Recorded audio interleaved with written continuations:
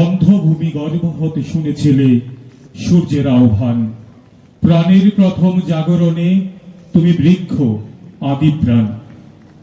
এই বৃক্ষ নিঃস্বার্থ সেবা আমাদের প্রদান করে আসছে। আসুন আমরা সবাই বৃক্ষকে রক্ষা করি।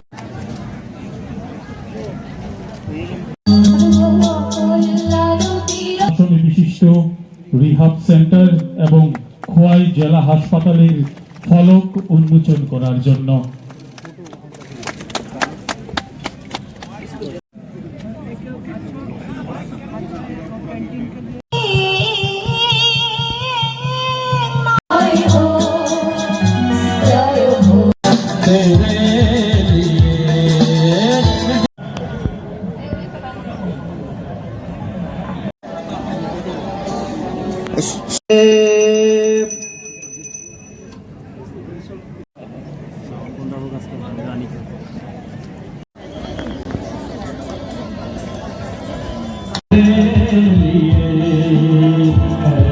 আমরা যদি করি তো নর্থ ইস্টার্ন জোনের যে কানেক্টিভিটি ভুটান, নেপাল এবং মানে অন্যান্য যেসব নাইবারিং কান্ট্রিগুলো আছে, এতে করে আমাদের is of going, is of business সেটা ডেভেলপ করবে।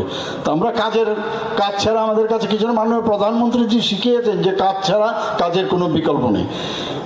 মানুষের জন্য ঘর দেবেন, মানুষের জন্য জল দেবেন, মানুষের জন্য রাস্তা বানাবেন, এর মধ্যে কি রাজনীতি থাকতে পারে? কোনো রাজনীতির বিষয় না।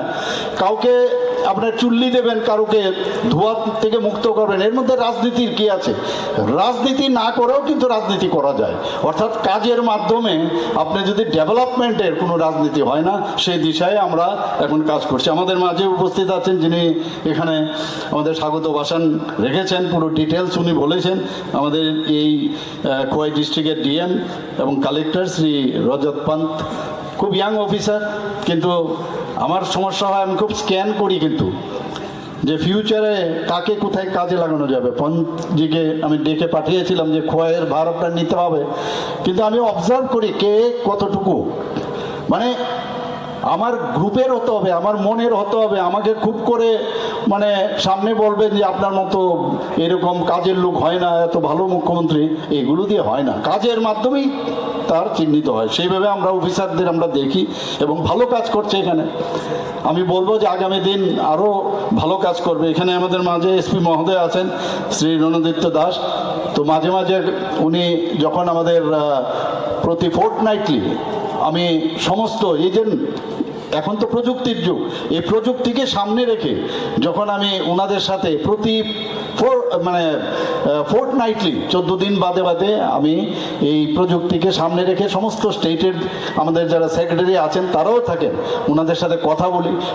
যে পেপার কাটিংগুলো আছে, বিভিন্ন জায়গায় পেপার কাটিং যে আছে, এখানে আমাদের পক্ষেও থাকে, আমাদের বিপক্ষেও থাকতে পারে, সেটা স্বাস্থ্য দপ্তরের হোক, যে ডিস্ট্রিক্টের আছে সেগুলো আমরা পাঠিয়ে দিই।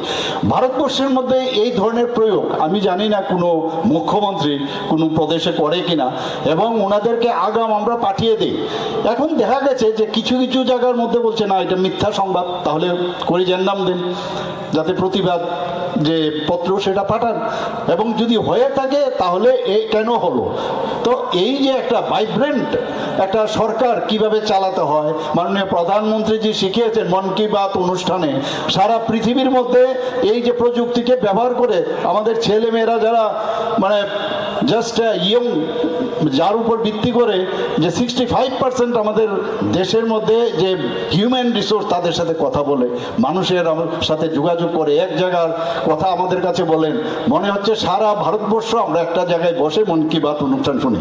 তো অনেক কিছু শেখার আছে, জানার আছে। আমরা সেই জায়গায় এখানে আমাদের মাঝে যারা জনপ্রতিনিধিরা আছেন, বিভিন্ন স্তরের যারা জনপ্রতিনিধিরা আছেন, এবং ভেরিয়াস লাইন ডিপার্টমেন্টসের যারা অফিসার্স বৃন্দ আছেন, এবং এই অত্র এলাকার মা, বোন, ভাই, ছেলে মেয়ে যারা এখানে উপস্থিত আছেন, আমার ব্রাদার অ্যান্ড সিস্টার্স, আমার মিডিয়া বন্ধুরা, সবাইকে আজকে এখানে উপস্থিত থাকার জন্য হার্দিক অভিনন্দন ও শুভেচ্ছা। আপনাদের তো উপস্থিত এমনিতেও থাকতে হবে, কারণ এত বড় একটা সুন্দর জিনিস আপনারা না এসে পারবেন না তো, কারণ এটা তো আপনাদের জায়গা। আমরা তো করে দিলাম কারণ আমরা বাধ্য এটা করতে, কারণ আপনারা সংখ্যাধিক্যের কারণে আমরা সরকার গঠন করেছি। তা আপনারা আসবেন না আপনাদের কাজটা দেখতে? এরপর তো আপনাদের এটাকে দেখে রাখতে হবে। It is one kind of temple to you, আপনাদের কাছে এটা মন্দির। তো এটাকে বাঁচিয়ে রাখা, তার ভিতরে কিভাবে পরিষ্কার পরিচ্ছন্ন থাকবে এগুলো কিন্তু আপনাদেরও দরকার। যেমন আমি বলছি, এই যে আপনার এই পেপার কাটিংগুলো আমি বলছি, আমার আইবি দিয়েও কিন্তু আমি এত খবর পাবো না। বিনা পয়সায় আমি এই পেপার থেকে বিনা পয়সায় ইনফরমেশন পাচ্ছি। তা এইরকম